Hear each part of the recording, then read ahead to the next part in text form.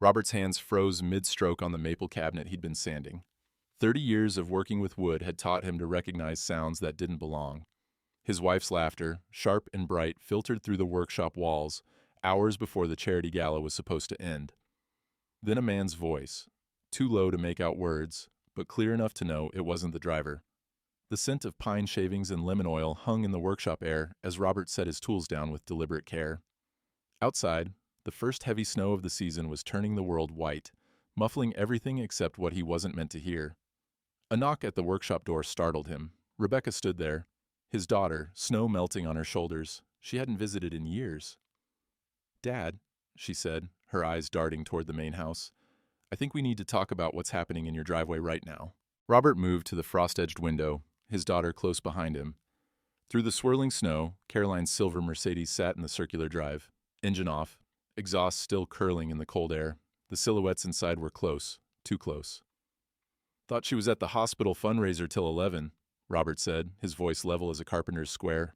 "I was driving through on my way to Chicago. Thought I'd—" Rebecca's voice trailed off. She hadn't called ahead, hadn't spoken to him in almost 3 years. Now here she was, watching her stepmother kiss a man who wasn't her father.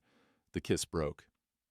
The passenger door opened, and Elliot Pearson stepped out, Robert's financial advisor of 15 years, tall, 40-ish, wearing the kind of suit that cost more than Robert's first truck. Caroline leaned across the seat, saying something that made Elliot laugh before he closed the door. "Son of a bitch," Rebecca whispered. Robert's face remained impassive, but his calloused hands gripped the edge of his workbench until his knuckles whitened. The old maple beneath his fingers was solid, dependable in a way people never quite managed to be. "Dad, say something." Nothing to say yet. He reached for his thermos, pouring the last of his coffee into the cup. The bitter smell cut through the workshop's wood scent. "Let's see what story she tells." Rebecca's eyes widened. "You're not going to confront her?" The front door of the house opened and closed. Caroline would be hanging her coat in the entryway, maybe checking her lipstick in the mirror, the one Robert had custom framed for their 10th anniversary. "Man in a hurry makes mistakes," Robert said. "Learned that building houses, running a company. Learned it in my marriage, too." He set his cup down and moved to the workshop door, easing it partially closed before Caroline could spot them through the kitchen windows.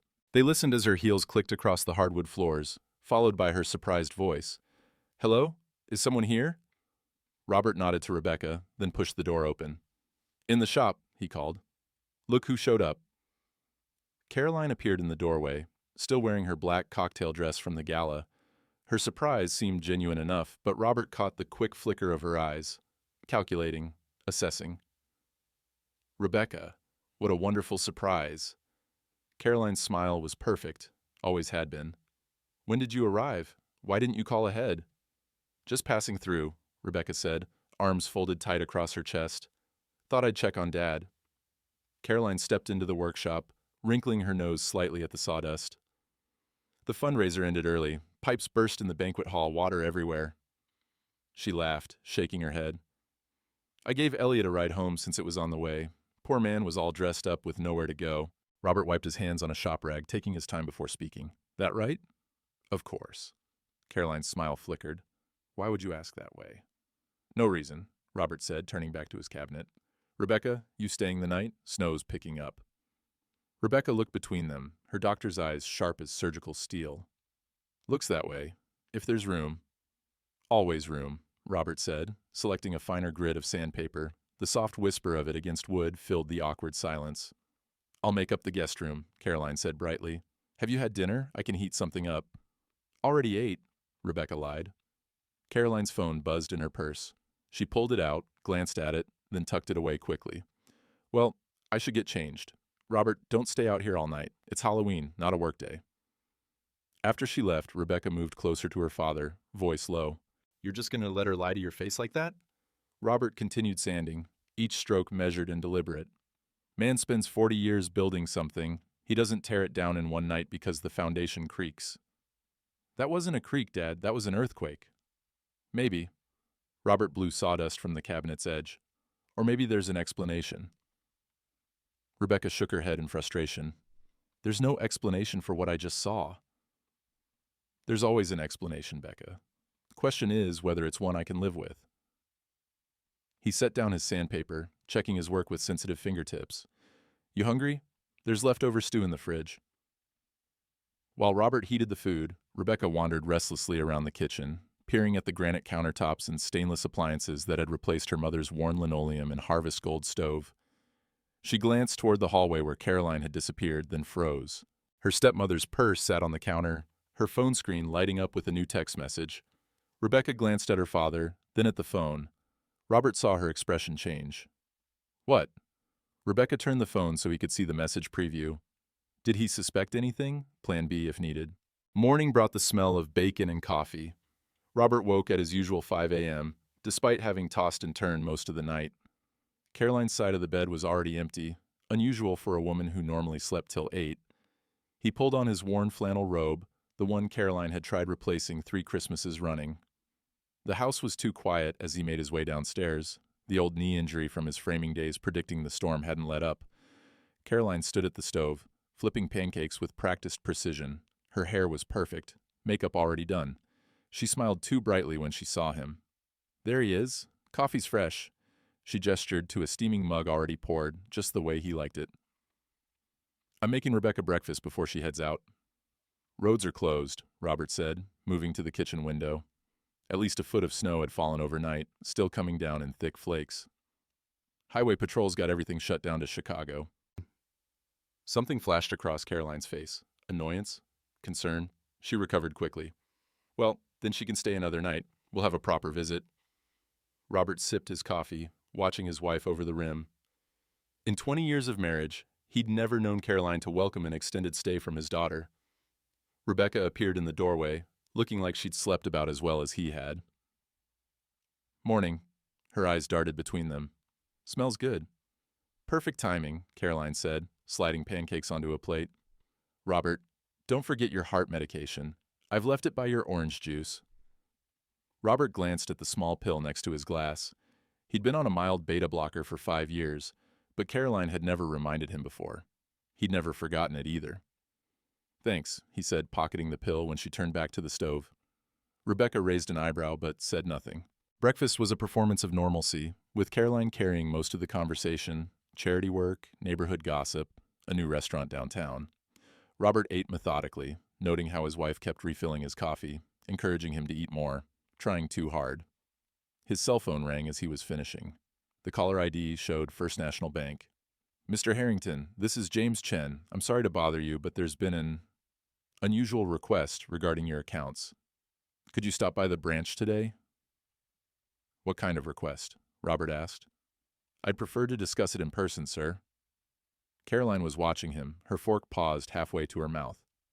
Problem? Bank needs to see me, Robert said, keeping his voice neutral.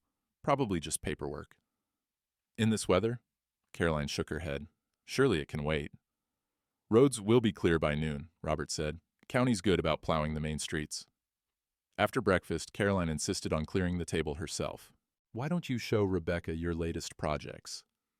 I know she'd love to see what you've been working on. Once they were in the hallway, Rebecca grabbed his arm.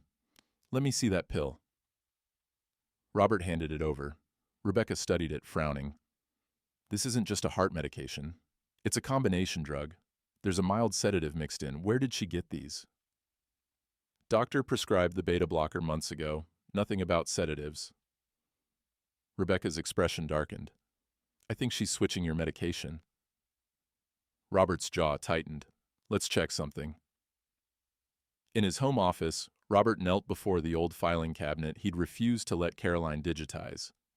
Some things shouldn't be one power outage away from disappearing, he'd told her. He thumbed through files, methodical as always. Someone's been in here, he said finally. Files are out of order. What are you looking for? Rebecca asked. Financial statements. Caroline never showed interest before, but... He paused, pulling out a folder. Property deed for the lake house is missing. Rebecca sat in the leather chair across from his desk. Dad, what's going on? Robert closed the cabinet, settling into his chair with a sigh that seemed to come from somewhere deeper than his lungs. The leather creaked beneath him, the sound of a well-worn saddle. Your stepmom's been different lately. More questions about the business, where accounts are held, what properties are in my name only. He tapped his fingers on the desk. Thought she was finally taking an interest. Now I'm not so sure. Rebecca leaned forward. Dad, I need to ask you something. Why did you and Mom really split up? She always said that I left her for Caroline and the country club life. Robert's laugh held no humor. Your mother left me, Becca. Said I worked too much, was never home. Maybe she was right. He looked at his calloused hands. Caroline was my office manager back then. One thing led to another after your mother moved to Arizona. Rebecca's eyes widened. Mom told me you forced her out, that you threatened to take everything if she didn't leave quietly. Is that what she said? Robert shook his head slowly. Never contradicted her story because I figured you needed to believe in one of your parents, at least. The grandfather clock in the hallway chimed 11. Robert stood, looking out at the snow, which had finally stopped falling. Need to get to the bank. You coming? Rebecca nodded, a different understanding settling between them. At First National, James Chen's normally composed face showed visible relief when he saw Robert. The young bank manager ushered them quickly into his office, closed the door, then lowered his voice. Mr. Harrington, someone's been making inquiries about transferring substantial funds from your accounts. They had all the proper authorizations, but... He glanced around nervously, then slid a note across the desk. Not here. Meet me at Jack's Diner tomorrow. Your accounts are compromised. The next morning broke bitter cold, the kind that makes old injuries ache and turns breath to fog 5 inches from your face. Robert scraped ice from the windshield of his truck. Not the new one Caroline had insisted on buying last spring, but the 20-year-old Ford he kept in perfect running condition. Some things you didn't replace just because something shinier came along. You sure this old beast will make it? Rebecca asked, climbing into the passenger seat. The vinyl creaked beneath her, cold enough to feel through her jeans. This old beast has never left me stranded, Robert said, patting the dashboard with familiar affection, unlike some investments I've made recently. They drove in silence through snow-packed streets. Main Street was a Christmas card scene. White-capped storefronts, holiday decorations hanging limply under the weight of locals bundled against the cold. Jack's Diner sat at the corner of Elm and Main, its neon open sign glowing like a lighthouse in the gray morning. Been coming here 30 years, Robert said as they parked. Jack Miller served in Korea, came back, opened this place in '67, makes the best damn coffee in 3 counties. The bell above the door jingled as they entered. Warmth hit them immediately. Warmth and the smell of bacon, coffee, and maple syrup. Half a dozen regulars occupied booths, conversations dropping momentarily as they recognized Robert. A lean, white-haired man behind the counter looked up, his weathered face creasing into a smile beneath a Veterans of Foreign Wars cap. Well, well, the prodigal millionaire graces us with his presence. Morning, Jack. Robert settled onto a counter stool like it had been molded for him over decades. This is my daughter, Rebecca. Jack nodded to her. Doc, right? Heard you're fixing up kids over in Milwaukee. Rebecca looked surprised. How did you... Your dad mentions it every time you're in the news. Jack slid coffee mugs in front of them both. James called. He's running late. Said to start without him. Jack's eyes held a question. Robert gave a slight nod, and the older man flipped the open sign to closed. Rusty, Ted, finish up when you're ready. No rush, Jack called to the remaining customers. Just need the counter for a private meeting. When the diner emptied, James Chen slipped in through the back door, clutching a leather portfolio and looking like he hadn't slept. Snow dusted his meticulously tailored suit. Mr. Harrington, I'm risking my position being here, he began, voice low. But I owe you. When no bank would give a loan to a 23-year-old Chinese-American with no collateral, he shook his head. Well, some debts aren't just financial. James opened his portfolio, spreading documents across the counter. 3 months ago, someone began systematically transferring funds from your accounts to offshore holdings. Small amounts at first, then larger. The signatures match yours perfectly, but the timing is suspicious, all when you were traveling. Robert studied the papers, his face giving nothing away. These are my signatures. Yes and no, James replied. They're exact duplicates of your signature from your original account documents. Pixel-perfect matches, which signatures never are naturally. They're digital copies. Caroline has access to all my papers, Robert said, the words falling heavy as anvils. There's more, James continued. Last week, someone submitted power of attorney documentation. Again, your signature. But he pulled out another page. This notary stamp? It's from a notary who died 3 years ago. Rebecca looked over the documents, her doctor's precision evident in her examination. This is methodical, calculated. Timeline? Robert asked, taking a slow sip of coffee. Based on account activity, at least 2 years of preparation, James said. And sir, there's a final transfer scheduled for next week. It would empty your remaining liquid assets, about $4 million. The diner was silent except for the hum of the refrigerator and the occasional ping of the old radiator. Outside, snow had begun falling again. Caribbean, Rebecca said suddenly. I found searches for real estate in St. Kitts and Nevis on Caroline's laptop this morning. Non-extradition countries. Robert nodded, absorbing this without visible reaction. He stood up and walked to the diner window, watching snow blanket his truck.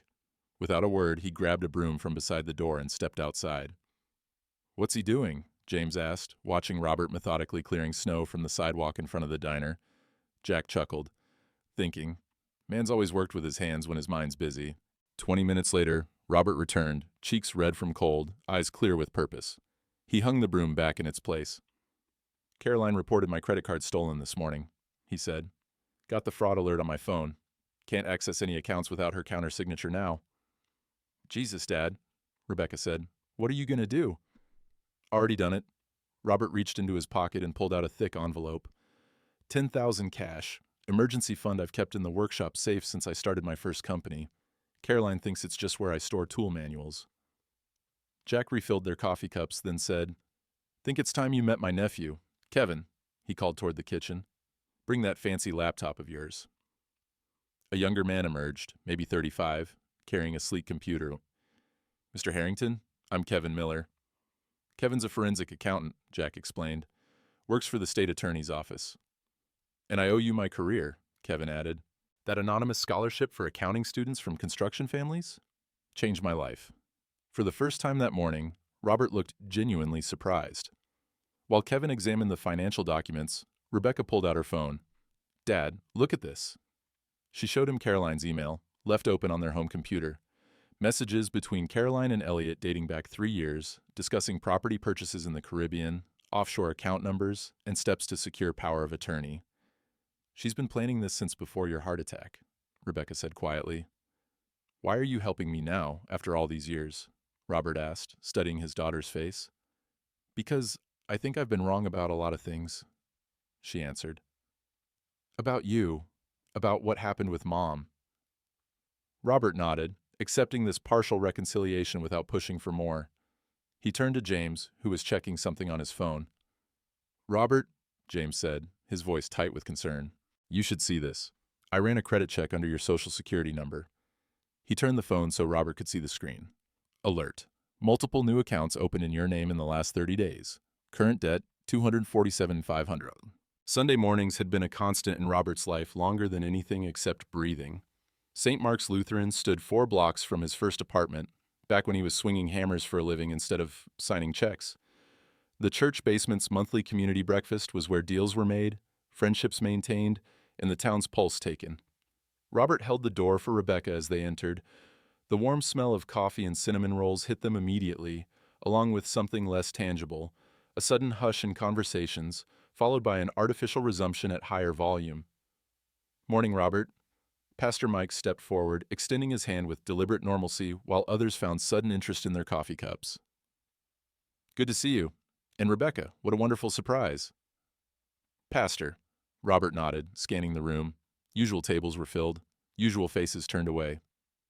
Let's grab some coffee, Rebecca suggested, guiding him toward the serving table. As they filled their plates, Robert noted the quick glances, the whispered comments behind hands.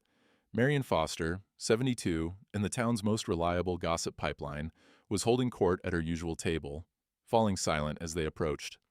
Join us, Robert? Pastor Mike gestured to a table with considerably more empty chairs than the others. Appreciate it. Robert settled in, methodically adding cream to his coffee. Rebecca watched faces around the room, her expression darkening. What exactly is going on here? Just Sunday morning, Robert replied evenly, though his eyes missed nothing. Sheriff Dave Whitaker approached their table, clearing his throat awkwardly. Robert, Rebecca, good to see you. He glanced around, lowering his voice. Heard you had some trouble with your accounts. Anything official you want to report? Before Robert could answer, Caroline's smooth voice came from behind them. There you are. I was worried when you weren't in church. She stood in the doorway, elegant in a camel hair coat, several church ladies flanking her like ladies in waiting. She crossed to their table, placing a hand on Robert's shoulder. We overslept, she explained to the sheriff with a conspiratorial smile. Robert's been so forgetful lately. The doctor says it's normal at his age, but… She shrugged delicately. Robert felt eyes on him, pitying, concerned, assessing. His coffee suddenly tasted like dirt. We should get going, he said, standing. Got that appointment. Outside in the truck, Rebecca exploded. Did you see what she's doing? She's telling everyone you're losing your mind.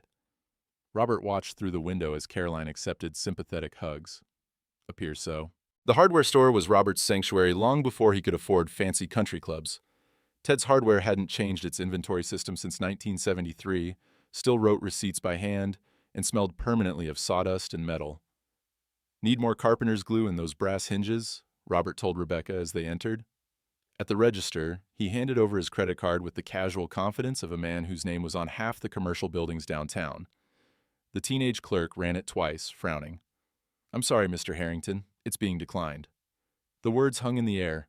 From 2 aisles over, Robert could feel the attention of Mrs. Gunderson, who taught 3rd grade to half the town's children. Behind her, Bill Parker, who sat on the city council. Let me try another. Robert pulled out a different card. Same result. Rebecca tensed beside him, color rising in her cheeks. Problem with your cards, Robert?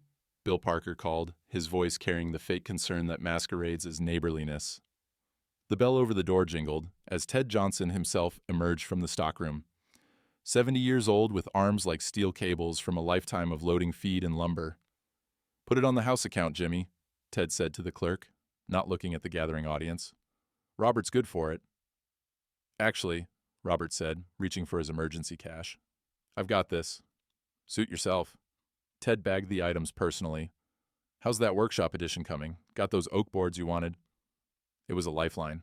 Familiar conversation about familiar things, and Robert seized it gratefully. Coming along, framing's done. Interior next. As they left, Rebecca whispered, He knows, doesn't he, about Caroline? Ted's buried 2 wives, Robert replied. Man knows something about the signs. The storm had picked up again by late afternoon, the gas station's fluorescent lights creating harsh islands in the swirling snow. Robert stood filling his truck, the cold biting through his gloves. A sleek black BMW pulled up to the opposite pump. Elliot stepped out, then froze when he recognized Robert. For a long moment, they stared at each other through the falling snow, neither speaking, neither acknowledging what hung between them. Elliot looked away first, fumbling with his credit card at the pump. Rebecca watched from inside the truck. You're just going to let him stand there? After what he's done? Robert replaced the gas cap with methodical care.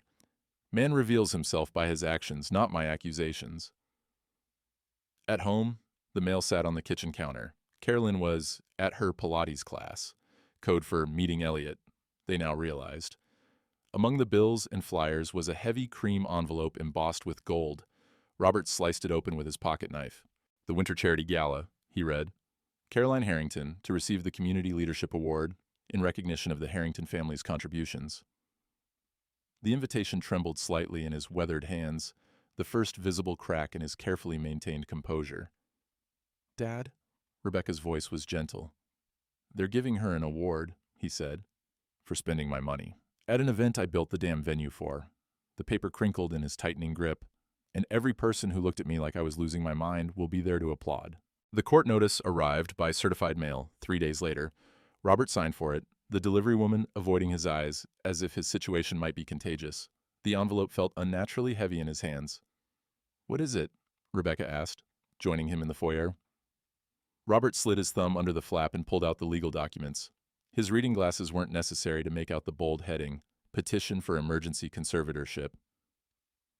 Caroline's filed for control of my estate, he said, voice flat as new drywall. Claims I'm showing signs of cognitive decline, inability to manage financial affairs, and erratic behavior. He flipped through the pages. Court dates next week. Meanwhile, everything's frozen.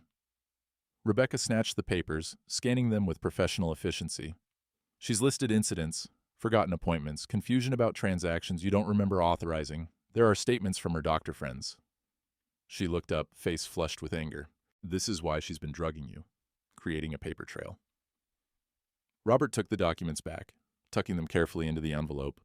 His movements were precise, controlled, betraying nothing of the earthquake happening beneath the surface. Dad, say something, do something. Going for a drive, was all he said, grabbing his coat. Outside, the temperature had plummeted to single digits, the coldest day of the year so far, according to the morning news. Fitting, Robert thought as he climbed into his truck. The engine protested briefly before catching.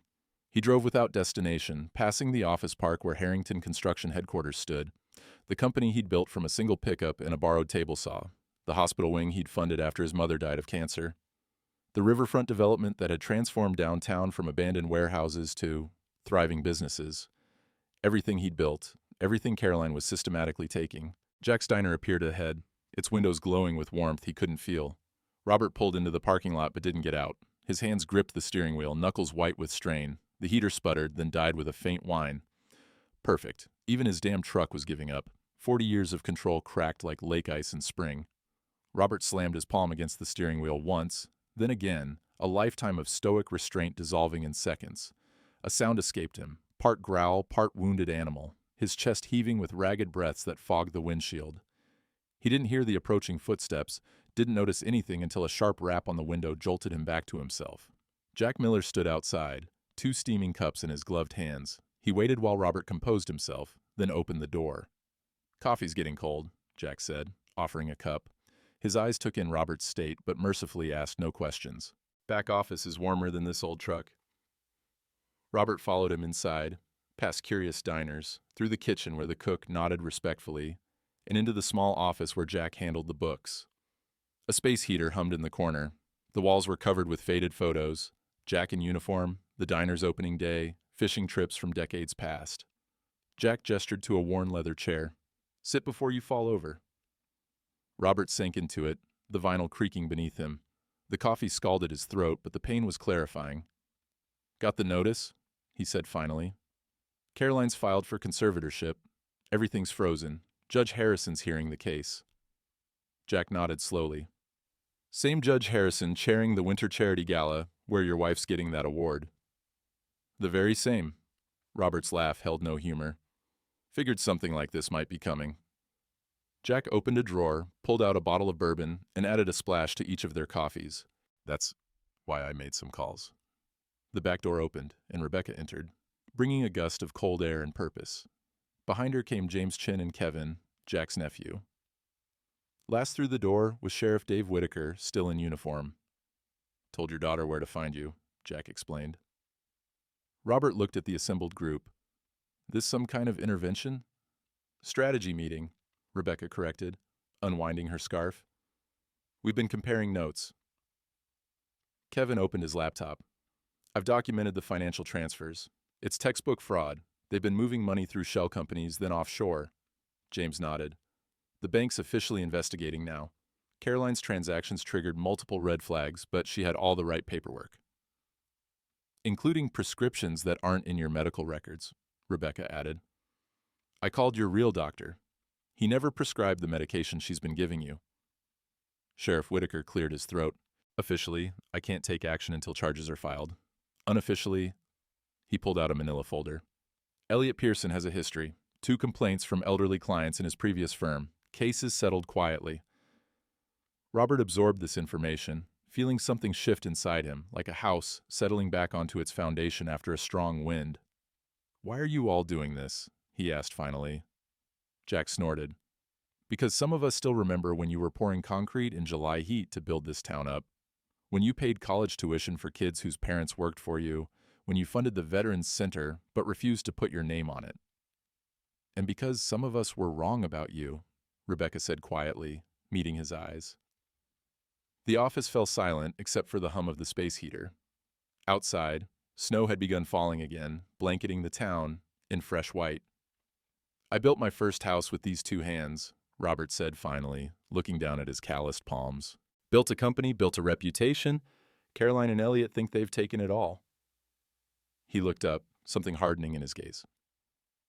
They're about to learn the difference between a man who's beaten and one who's just getting started.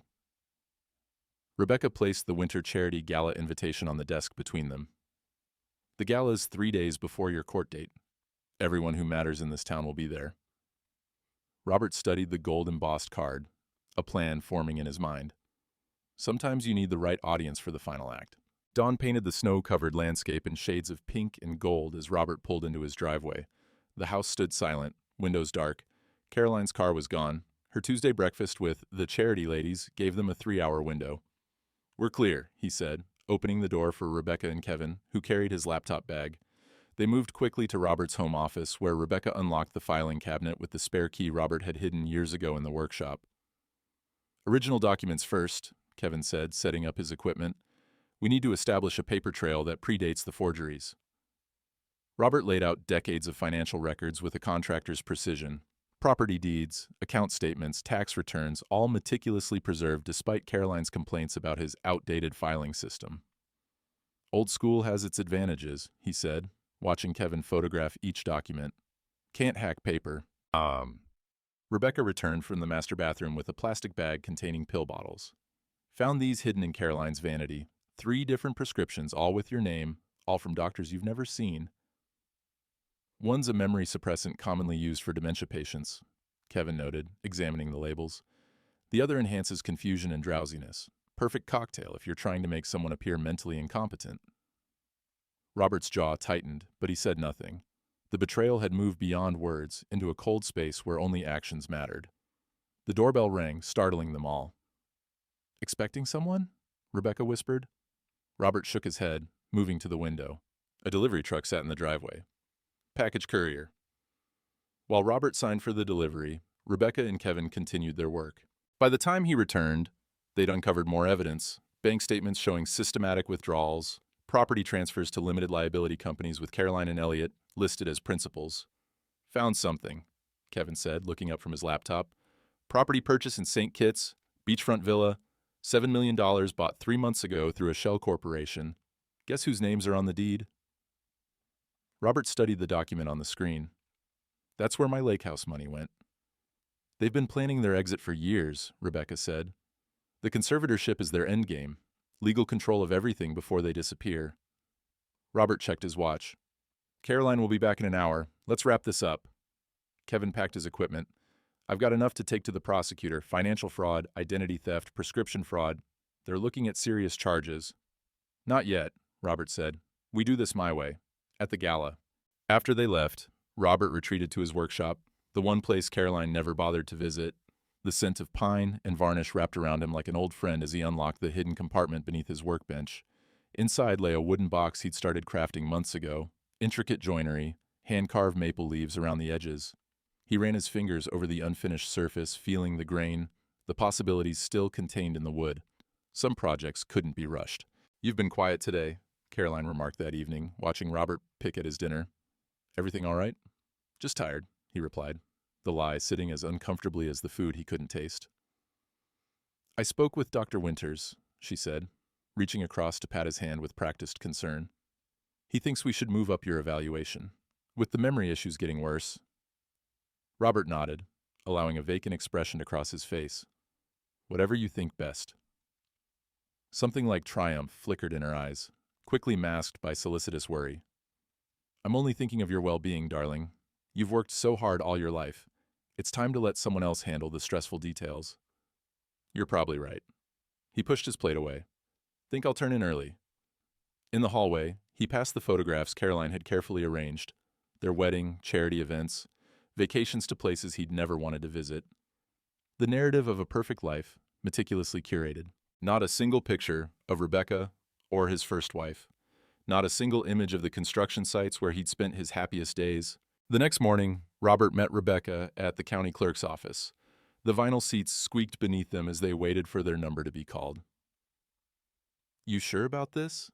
Rebecca asked. "Only way to protect what matters," Robert answered. When they emerged an hour later, Robert held documents transferring his most treasured assets: the workshop property, his mother's house in the old neighborhood, and a modest trust fund, into Rebecca's name. "She can take the rest," he said, tucking the papers into his jacket pocket. but not everything. They walked to the small park across from the courthouse. The cold had deepened overnight, but the sky was a brilliant blue. They sat on a bench someone had cleared of snow. "I need to ask you something," Rebecca said, watching her breath cloud in the frigid air. "Why did you let Mom tell me you abandoned us? All these years, I thought—" Robert watched a cardinal land on a snow-covered branch nearby, its red plumage startling against the white. "Your mother was hurting," he said finally. "Felt like I chose the business over her. Maybe I did." He brushed snow from the bench beside him. "She said she'd take you to Arizona, unless I gave her everything in the divorce. Said she'd tell you I abandoned you both if I fought her." "So you just gave in? Figured you needed your mother more than my money. Thought I'd explain when you were older." His weathered face creased in a sad smile. "Then Caroline came along, and your mother's story seemed more believable than mine." Rebecca was silent for a long moment. "I should have asked you, should have given you a chance to explain. We're both here now. That's what matters." The evening before the gala, Robert worked late in his workshop finishing the wooden box he'd started months ago. The house was quiet, Caroline having gone to bed early to be fresh for her big night. The workshop door creaked open. Caroline stood there in her silk robe, watching him with narrowed eyes. "It's nearly midnight," she said. What are you doing?" "Finishing a project." He applied another coat of finish to the box, the brush making soft sounds against the wood. "I've laid out your gray suit for tomorrow," she said. "For the conservatorship hearing." "The hearing's not till next week." "Yes, but we're meeting with the lawyers tomorrow, remember?" Her voice held the practiced patience one uses with a child. Robert wiped his hands on a shop rag, regarding his handiwork with satisfaction. "Can't make it. Got other plans." "What other plans?" Suspicion crept into her voice. "Thought I'd attend the gala." He turned to face her fully, enjoying the flash of alarm that crossed her face. "Seeing as my family's being honored and all." "The gala?" Caroline's composure slipped momentarily. "I didn't realize you were planning to attend tonight." The grand pavilion at Lakeside Ridge sparkled like something from another world. Crystal chandeliers cast warm light over marble floors, while floor-to-ceiling windows framed the worst blizzard in 20 years.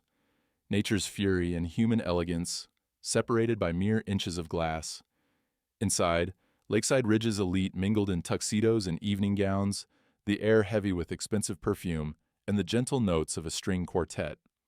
The pavilion itself, one of Robert's earliest major projects, had been transformed into a winter wonderland, with ice sculptures and white floral arrangements creating a landscape of manufactured perfection. Caroline stood near the stage in a red gown that cost more than Robert's first truck, a flute of champagne in her manicured hand. Elliot hovered nearby, occasionally touching her elbow in a gesture too intimate for financial advisor and client. They were relaxed, confident, wolves among sheep who had no idea they were at a slaughter. $200 a plate, Jack whispered to Robert as they watched from the entrance. "For rubber chicken, and the privilege of watching your wife accept an award with your money." Robert adjusted his tie. Not the gray one Caroline had laid out, but the blue one Rebecca had given him for Christmas 3 years ago. "Worth every penny for tonight's entertainment." He looked every inch the successful businessman in his tailored tuxedo, silver hair freshly trimmed, back straight as a plumb line. Only those who knew him well would notice the steel in his eyes, the slight tightening around his mouth. At his side, Rebecca wore a simple black dress, her doctor's eyes cataloging faces and positions like a general surveying a battlefield. "Everyone's in place," she said quietly. "James is by the bar with the financial records. Kevin's near the stage with his laptop. Sheriff Whitaker just arrived." "And Judge Harrison?" Robert asked. "Head table, as guest of honor. He's the one who'll present Caroline's award." Robert nodded once. "Let's get this started." They moved into the room, and the ripple effect was immediate. Conversation stuttered, eyes widened. Caroline, sensing the disruption, turned toward the entrance. The champagne flute froze halfway to her lips when she saw Robert and Rebecca. "She didn't expect you to have the courage," Jack murmured. "That's already got her rattled." Robert moved through the crowd with deliberate calm, accepting handshakes and greetings from people who had avoided him just days earlier. Rebecca remained at his side, a silent testament to family unity that directly contradicted Caroline's narrative of a man abandoned by his children due to mental decline. Caroline recovered quickly, making her way to them with a smile that didn't reach her eyes. "Robert, what a lovely surprise," She lowered her voice. Are you sure you're up for this? These events can be so overwhelming. Wouldn't miss it, Robert replied. Your big night and all. And Rebecca, I had no idea you were staying through the gala. Caroline's hand fluttered to her throat in a practiced gesture of delight that couldn't mask the calculation behind her eyes. Dad insisted, Rebecca said coolly. He didn't want to miss seeing you accept an award for the family's contributions. Something flickered across Caroline's face. Doubt, perhaps, or the first inkling that her careful plans might not be proceeding as expected. She glanced toward Elliot, who was watching the exchange from a safe distance, his hand nervously adjusting his bow tie. Well, I should greet the other guests, Caroline said. The ceremony starts in 20 minutes. As she walked away, Robert caught James Chen's eye across the room. The bank manager gave a subtle nod, confirming all was ready. The next 15 minutes unfolded with the inevitability of a well-constructed building settling onto its foundation. Robert moved through the crowd, stopping to speak with Judge Harrison, the county commissioner, the hospital board president, all key figures whose opinion carried weight, all positioned at strategic points around the room by Jack, who knew everyone's habits from decades of diner conversations. Outside, the blizzard intensified. The wind howled against the pavilion's windows, nature itself seeming to demand justice. The lights dimmed. The string quartet finished their piece. Judge Harrison approached the podium, tapping the microphone twice. Ladies and gentlemen, welcome to the 30th Annual Winter Charity Gala. Applause filled the room as guests found their seats. Robert and Rebecca sat at a table near the front, positioned with a clear view of both the stage and the exit. Caroline stood in the wings, waiting for her moment, stealing glances at Robert with increasing unease. Judge Harrison spoke about community spirit, about generosity, about the importance of looking after one's neighbors. Robert listened with half an ear, watching Caroline whisper urgently to Elliot in the shadows beside the stage. And now, Judge Harrison continued, it is my great pleasure to present this year's Community Leadership Award to a woman whose contributions to Lakeside Ridge have transformed our town. Through the Harrington Family Foundation, she has funded our new children's wing at the hospital, renovated the public library, and established scholarships for deserving students. Ladies and gentlemen, please welcome Caroline Harrington. Applause erupted as Caroline ascended the steps, composed and elegant. She accepted the Crystal Award with practiced humility, leaning toward the microphone with a smile that had charmed half the town. Thank you, Judge Harrison, and thank you to the committee for this tremendous honor. Her voice was smooth as honey. While I accept this award, the true recognition belongs to the entire Harrington family and our commitment to this community. Robert watched her performance with the detached interest of a man observing a building demolition, admiring the technical aspects while knowing it was coming down regardless. As many of you know, our family has faced some challenges recently, Caroline continued, her voice softening with rehearsed concern. My husband Robert's health issues have been difficult for us all. A murmur went through the crowd. Eyes turned toward Robert, who sat perfectly still, his weathered face revealing nothing. But we persevere, as families do, Caroline said, and I'm committed to continuing the Harrington legacy of— Excuse me. Judge Harrison had returned to the stage, an apologetic expression on his face as he interrupted. I've just been given some information that requires immediate attention. Caroline blinked, thrown off script. Perhaps it could wait until after— I'm afraid not, Mrs. Harrington. The judge's voice had taken on a formal tone. It concerns the Harrington Family Foundation. From the wings, Elliot took a half step forward, then retreated as Sheriff Whitaker appeared at the edge of the stage. Judge Harrison turned to address the confused audience. Ladies and gentlemen, I've just been presented with documentation that requires clarification before we proceed. He looked directly at Robert. Mr. Harrington, perhaps you could shed some light on this matter. Robert stood, the chair scraping against marble with a sound like ice breaking on a frozen lake. The room fell completely silent as he walked to the stage, each step measured and deliberate. Rebecca followed a few paces behind, carrying a leather portfolio. Thank you, Judge Harrison. Robert took position at the podium, his voice carrying the quiet authority of a man who had built structures that would outlast everyone present. I believe there's been some confusion about the Harrington Family Foundation that needs correction. Caroline's smile had frozen in place, her knuckles white around the Crystal Award. The foundation was established anonymously 15 years ago, Robert continued. Its funding comes directly from Harrington construction profits, directed by a single trustee. He paused, letting the silence stretch taut as piano wire. That trustee is me. A collective intake of breath swept the room. Caroline took a step backward. What my wife neglected to mention, Robert said, his voice level but carrying to every corner, is that she has never had any legal connection to the foundation, never signed a check, never directed a donation, never served on its board. Rebecca approached, handing him the first document from the portfolio. Robert held it up so the audience could see the official letterhead. Furthermore, an audit has revealed systematic fraud involving foundation funds, forged signatures, falsified transfers, offshore accounts. Each phrase fell like a hammer on nail. All documented, all verified by multiple financial institutions. Caroline's face had drained of color. Elliot was already edging toward the exit, only to find Sheriff Whitaker blocking his path.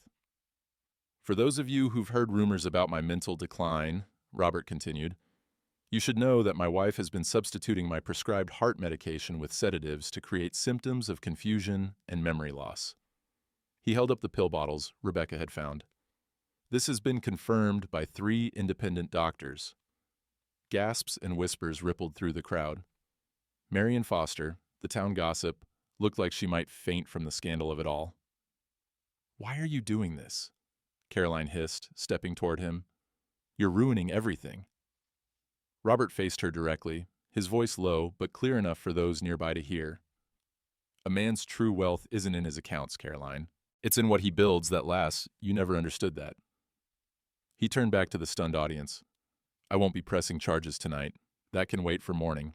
For now, I simply wanted the truth known before anyone applauded my wife for stealing from the community she claims to serve.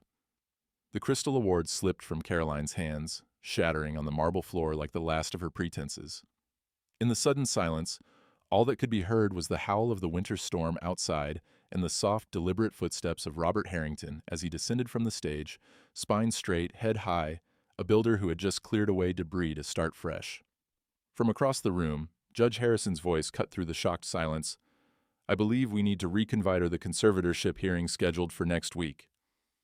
As Robert reached the bottom step, Caroline's voice, stripped of its social polish, lashed out behind him. You've ruined everything. What happens now? 3 days after the gala, Robert sat in courtroom 3 of the Lakeside County Courthouse, the same room where he'd once testified as an expert witness on construction standards. The mahogany panels had been his company's work, installed during renovations 15 years earlier. He ran his hand along the smooth finish, finding comfort in something solid and well-made. All rise, the Honorable Judge Harrison presiding. Caroline sat at the opposing table with her attorney, her designer suit replaced by something understated and appropriately somber. She kept her eyes forward, not once looking at Robert. Elliot was notably absent, reportedly cooperating with prosecutors after a night in county lockup had shattered his resolve. In the matter of the conservatorship of Robert James Harrington, Judge Harrison began, this emergency hearing has been called to address new evidence. He glanced over his reading glasses at Caroline. Evidence that substantially undermines the petition's claims. Rebecca squeezed her father's hand as the judge continued. Based on medical testimony from Dr. William Carter, Mr. Harrington's physician of record and toxicology reports confirming unauthorized medication, I am denying the petition for conservatorship. Judge Harrison's gavel struck with finality. Furthermore, I am issuing an immediate freeze on all accounts connected to Caroline Harrington and Elliot Pearson, pending criminal investigation. Outside the courtroom, reporters clustered like crows on a fence line. Robert declined comment, walking through the February chill to Jack's Diner, where regulars greeted him with handshakes and nods of respect. The morning gossip circle made room for him without being asked. Coffee's on the house, Jack announced, sliding a steaming mug toward him. Never took charity before, Robert said. Not starting now.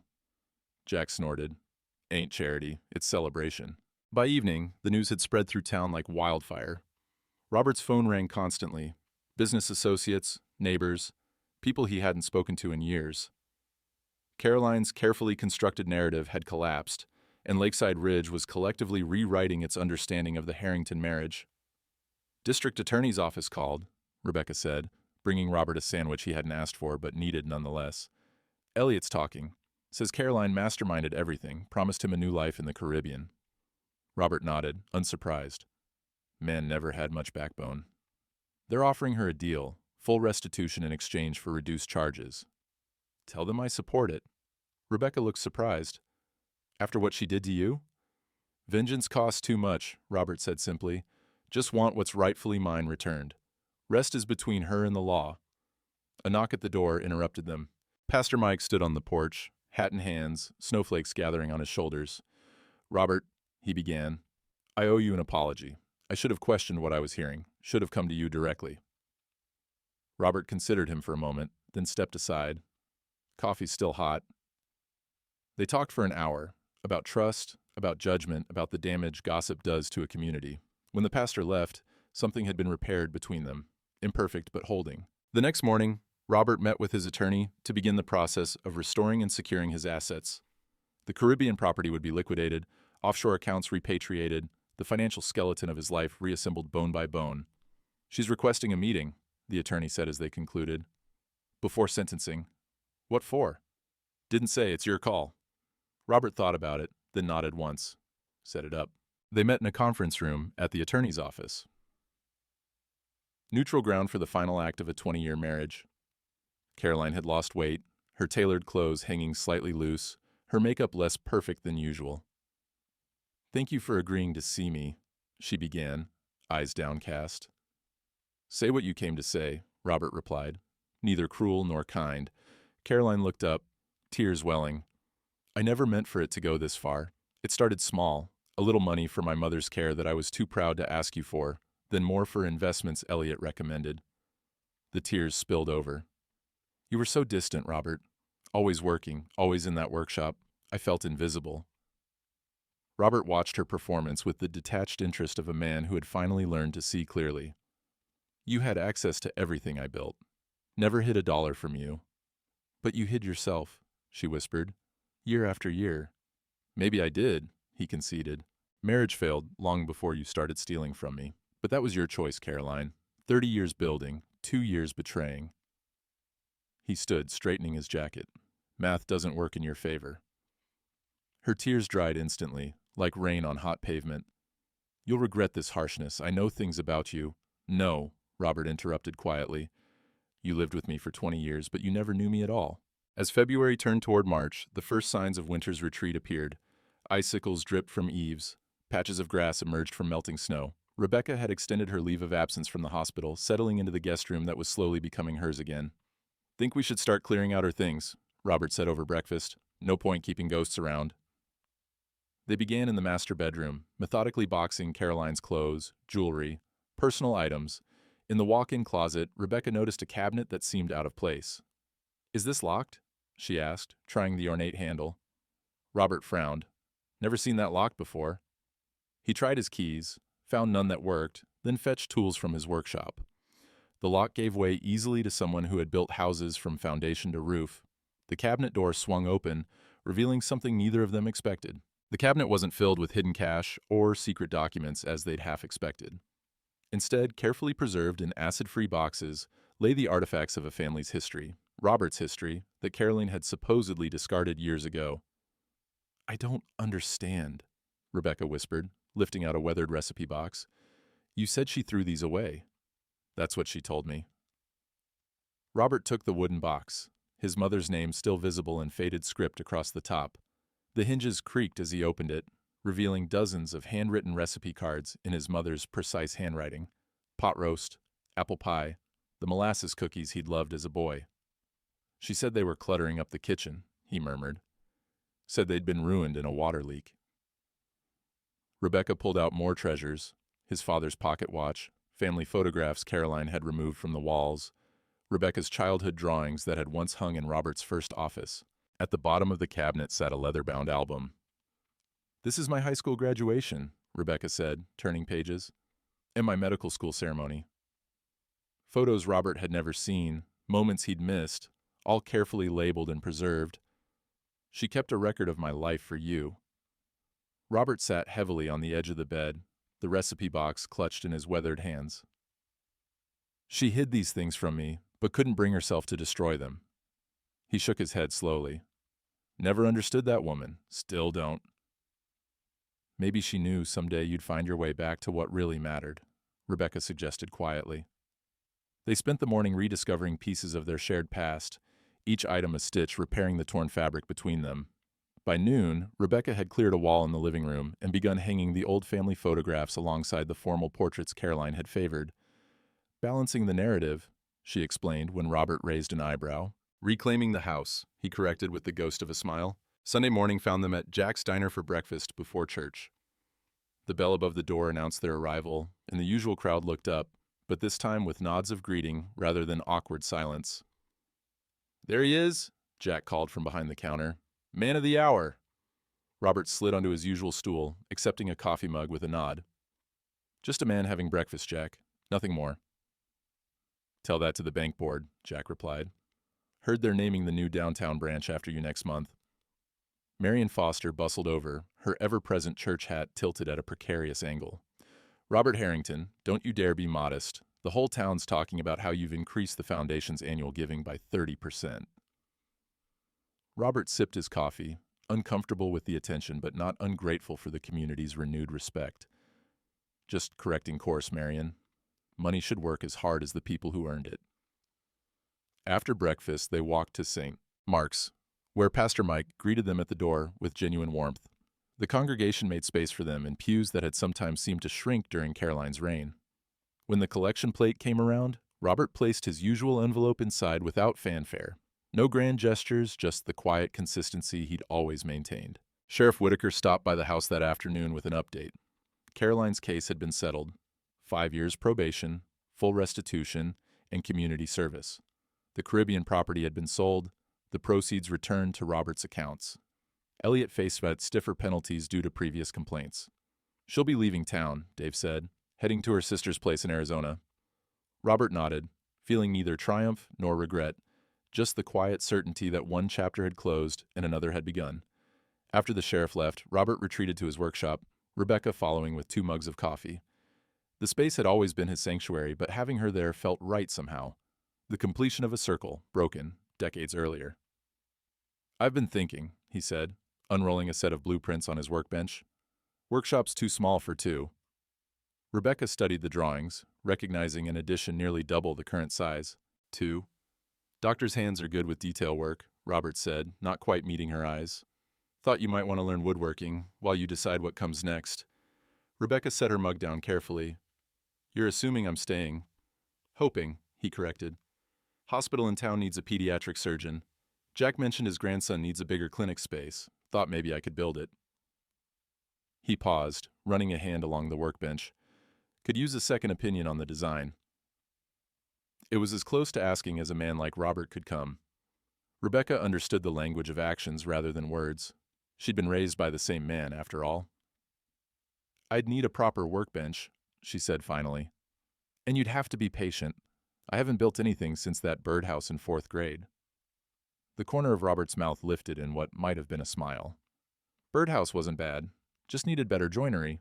Outside the workshop window, the last of the snow was melting from the eaves.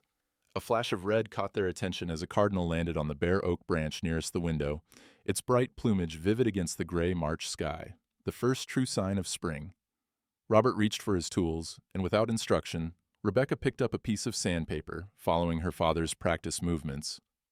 Together they worked in companionable silence as afternoon sunlight slanted through the windows, illuminating the unfinished wooden box that Robert had started months ago, a project that, like some things in life, had needed time and patience to reveal its true purpose. Morning light streamed through the workshop windows, catching dust motes that danced like memories in the golden beams.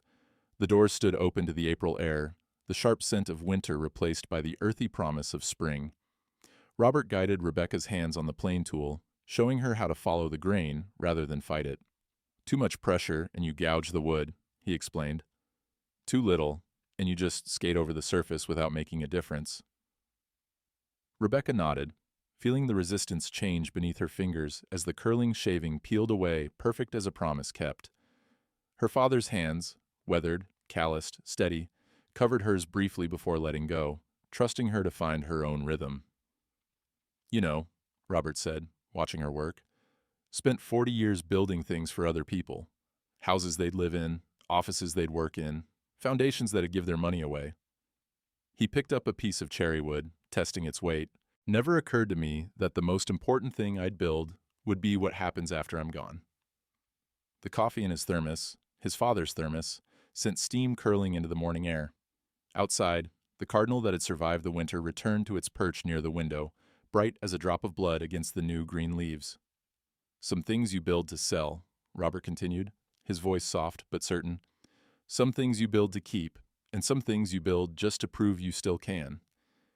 He ran a hand over the nearly completed cabinet they'd been working on together, the one that would hold his mother's recipes in Rebecca's kitchen. The important part is knowing which is which. His winter coat hung unused on a peg by the door, a relic of a season now past. The workshop itself had transformed, a second workbench positioned opposite his own, tools arranged for two sets of hands rather than one, not a replacement but an extension, not an ending but a continuation. Guess we'd better get started on those birdhouses for the Veterans Center, Robert said, reaching for his measuring tape. Spring's not getting any younger, neither am I.